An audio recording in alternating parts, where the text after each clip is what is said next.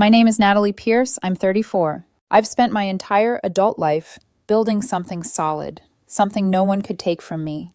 While most people my age were discovering themselves through college majors and summer internships, I was sweeping floors at a diesel fleet maintenance shop, trying to ignore the smell of oil that never left my clothes. I started at the very bottom.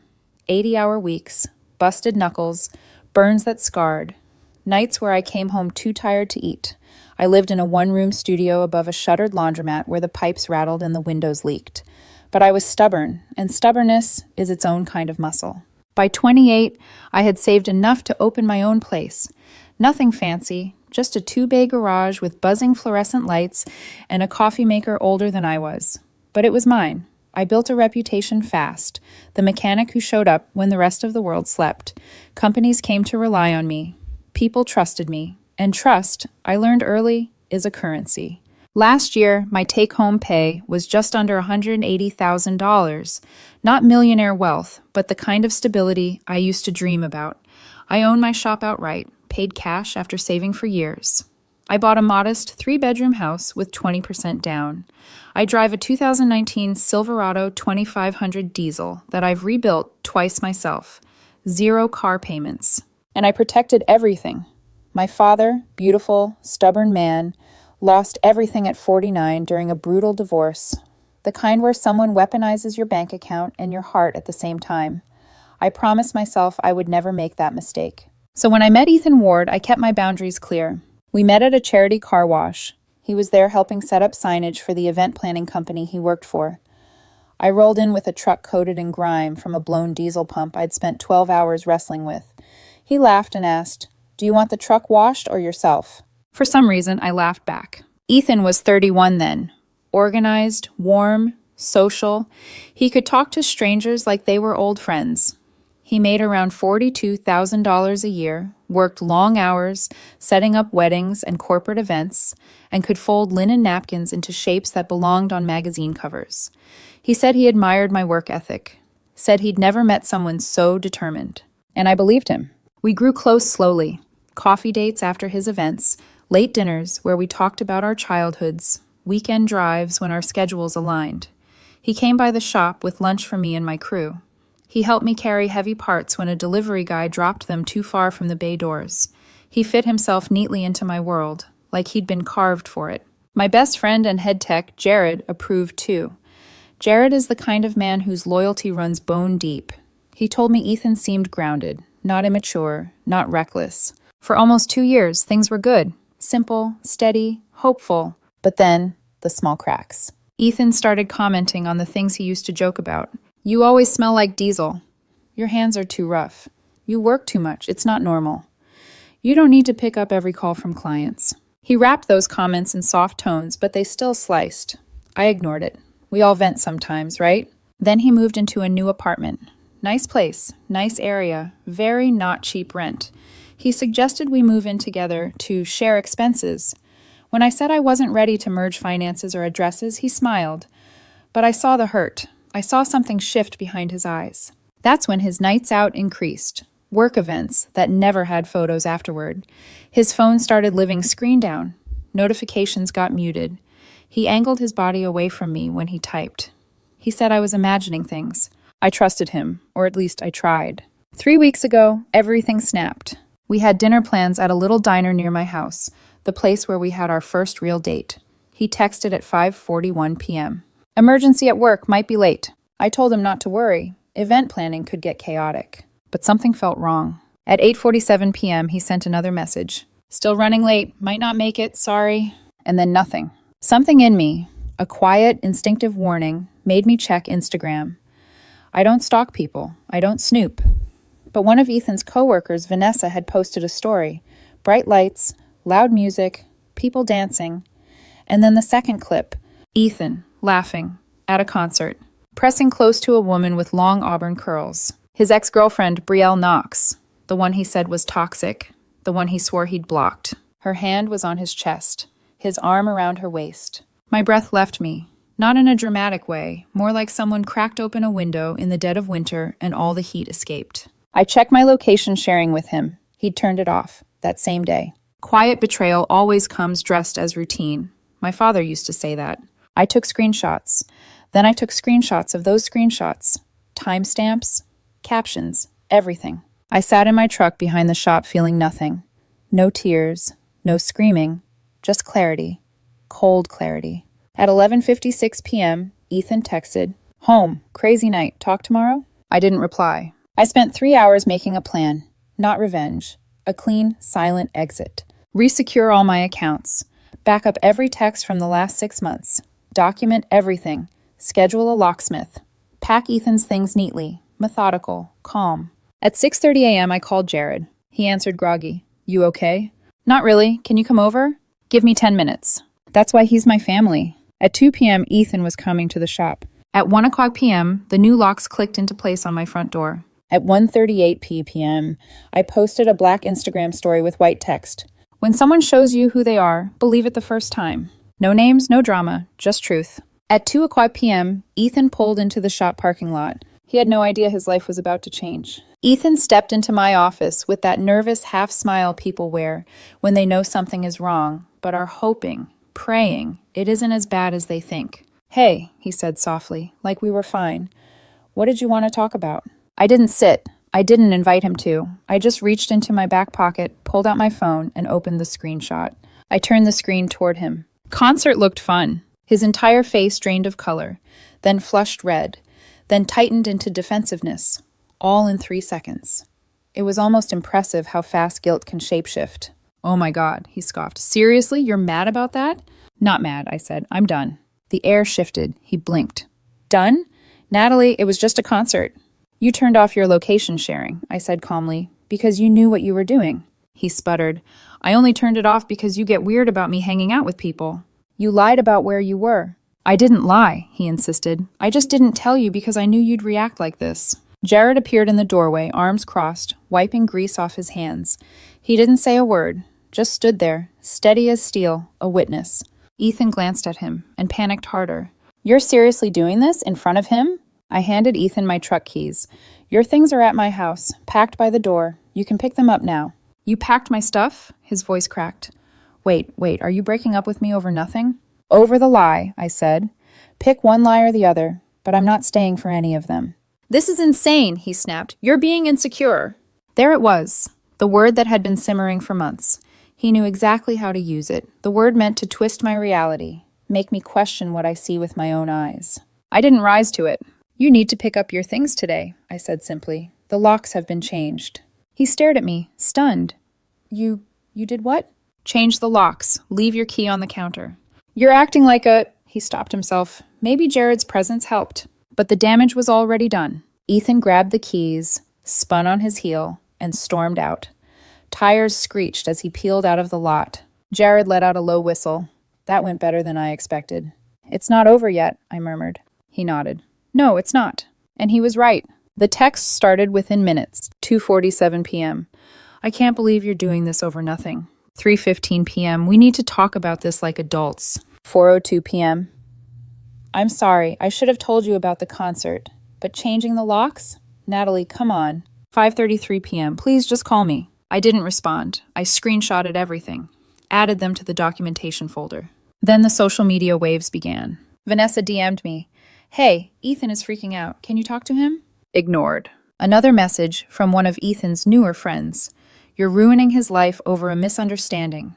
Ignored. But then something unexpected happened. People who'd known Ethan longer started messaging me with warnings. "Brielle's been trying to crawl back into his life for months. He told us he hasn't gotten over her. He kept saying you were too busy for him." So the concert wasn't an accident. It was a reunion in its making. My silence didn't just speak, it exposed him. The next morning, meltdown phase 1. I woke up to 14 messages from him. Long ones, emotional ones, manipulative ones. "I messed up, I should have told you. Brielle and I are just friends now. It wasn't a big deal.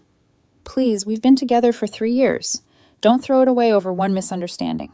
Still no response. At 11 a.m., my phone lit up again. Ethan's mom. I stared at the name, unsure whether to answer. I finally picked up. "Hi, sweetheart," she said gently. "Ethan called me crying. He said the two of you broke up." "We're not compatible anymore," I replied. She exhaled slowly. "I don't know what happened, but I want you to know," a pause, You were always good to him." That sentence hit harder than expected. After the call, I went back to work, closed tickets, checked jobs, talked to customers, tried to breathe normally. By that afternoon, Ethan's Instagram went private. He deleted photos of us, posts from trips, stories with my shop in the background. But deleting something online is pointless. Half the people who followed him had already seen everything. The exposure. The real blow landed when one of his old friends posted a screenshot of Ethan texting Brielle, flirting, coordinating the reunion, planning the concert meetup. Caption: "The truth always comes out." The internet turned on him overnight. 3 of his friends unfollowed him publicly. 2 reached out to apologize to me. Someone tagged him with, "Loyalty isn't a personality trait. You either have it or you don't." On day 3, Ethan showed up at my shop unannounced. Jared spotted him first. "You got a visitor," he muttered. "Want backup?" I shook my head. Ethan looked like he hadn't slept. Eyes red, shoulders tense. "Please," he said. "Just 5 minutes." "You have 2. He swallowed hard. "I messed up, Natalie. I know that. But it wasn't what it looked like. Brielle and I just ran into each other." Vanessa's caption said, "Surprise reunion. That's not running into someone." He shut his eyes tight. "Fine," he whispered. "We talked beforehand, but it wasn't romantic. You turned off your location." "I only did that because I knew you'd react." "You lied," I said gently, "and I'm not staying with someone who lies." He stepped closer. "I didn't want to lose you. You lost me when you told me I was insecure instead of telling me the truth." Tears slid down his face, and for a moment I felt the ghost of sympathy, but not enough to stay. "We're done, Ethan." He broke, visibly, painfully, but that was no longer my responsibility. He left quietly this time. Jared came out a minute later. "He'll blow up your phone again," he said. I know. He was right. The call that changed everything. 2 days after the confrontation, I got a call from an unfamiliar number. It was Ethan's father. "Hi, Natalie," he said. "I'm not calling to intervene. I just want to apologize for my son's behavior." I stood frozen. "He's been lying to us too," he admitted. "Told us he was committed to you, but I guess his actions spoke louder." I didn't know what to say. "You deserve better," he said softly. "If you walked away, I understand completely. We'd have done the same." He hung up, and for the first time since everything happened, I felt something like peace. This wasn't just a breakup. It was the moment I stepped back from a man who was already burning his own life down. And I hadn't said a single cruel word. The weeks after the breakup didn't feel dramatic or heavy. They felt quiet. Not empty, just quiet. Quiet like stepping out of a storm you didn't realize you were standing in. I threw myself into work. Routine became comfort. The rhythmic clang of tools, the hum of engines, the steady back and forth banter with my crew, it grounded me. My shop wasn't just a business. It was the life I'd fought tooth and nail to build. And oddly enough, my life started leveling up the second Ethan was gone. The rebuilding. A week after everything blew up, I received an email confirming a major fleet contract I'd been chasing for months. $80,000 annually. Stable work for 3 years. The kind of deal that could change the trajectory of the shop. I hired a new technician. Tommy, fresh out of technical school. Nervous, eager, everything I was at his age. Jared took him under his wing like an older brother. Watching them work side by side made me realize something quietly beautiful. I wasn't just building engines. I was building futures for the people who trusted me. I paid off another chunk of my mortgage, ordered new diagnostic equipment, started hitting the gym again, mostly because Jared bullied me into it. "You gotta stop lifting transmissions and pretending that counts as cardio," he said. He wasn't wrong. The weight I'd been carrying, emotional, invisible, began to drop off me. You don't realize how heavy it is to constantly doubt yourself until the source of your doubt is gone. Ethan's slow collapse. Meanwhile, Ethan's life unraveled. Not suddenly, not dramatically, just slowly, like thread pulling from a sweater. I didn't seek updates, but information found me anyway. Friends, acquaintances, people who loved gossip too much to stay silent. Brielle dumped him within 2 weeks. Not surprising. She reportedly told him, "You're too much drama." Coming from her, that was practically poetic. He tried posting vague, sad quotes. He tried posting gym selfies. He tried posting about healing. But everyone had seen the screenshots. Everyone knew the truth. His Instagram engagement tanked. Friends began drifting. The friend group split clean down the middle. Then came the job loss. His event company let him go after a string of unprofessional incidents. No one gave details, but I could guess. Emotional spiraling, missed shifts, poor performance. He moved back in with his parents, the same parents who had gently apologized to me for his behavior. Meanwhile, I kept rising. The first encounter. About 2 months after the breakup, I ran into Ethan at a gas station. Total coincidence. I was filling up after a long day at a job site. Diesel grime on my arms, hair in a messy bun, sweat drying on my neck. Ethan was at the next pump with some guy. Tall, clean-cut, office worker type, probably a friend trying to drag him back into normal social life. When he saw me, Ethan froze.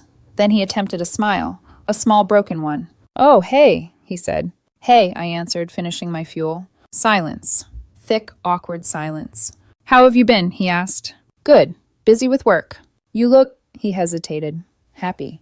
"Thanks." I capped the tank, got into my truck, and drove away without another word. My heart didn't race, my hands didn't shake. There was no spark of anger, no echo of grief. He was just someone I used to know. An hour later, he texted, "It was good seeing you. You look really good." I stared at it, then deleted it without replying.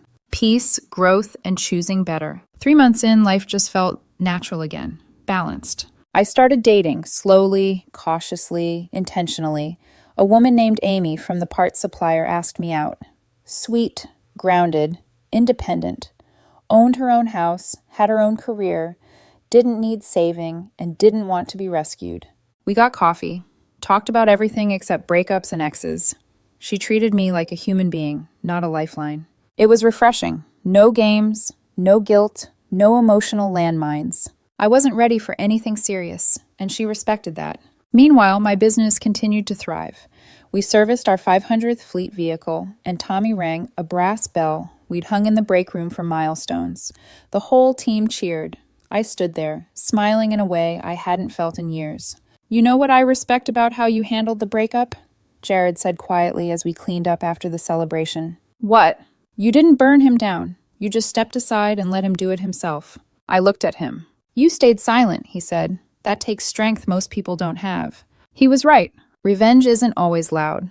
Sometimes it's just walking away and letting the truth echo behind you. The final collapse. By month 5, the full truth about Ethan surfaced from a mutual acquaintance. He hadn't just reconnected with Brielle.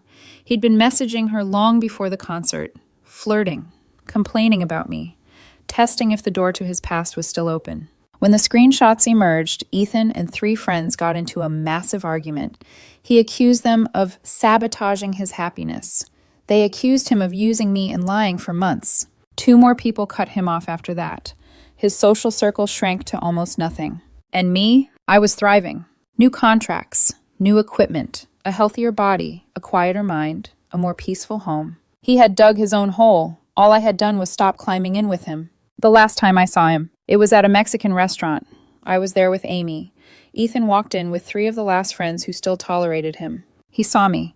His face went through 5 emotions in 3 seconds. Shock, panic, regret, longing, pain. Amy nudged me gently. "That's him, isn't it?" "Yeah. He looks miserable." "He does." "You doing okay?" I smiled, completely. As we walked out, I passed his table without looking at him. Not out of cruelty, just indifference. That's the real final chapter of a toxic relationship. When you don't hate them, you don't love them, you don't think about them, you simply don't care. Epilogue, silence as closure. 6 months after the breakup, I wrote this because someone asked me how I handled it so cleanly. The answer is simple. I handled it strategically, not emotionally. I protected my life. I kept my dignity. I didn't argue, didn't scream, didn't beg, didn't chase. I let his own actions reveal everything. And when the dust settled, the truth was painfully obvious.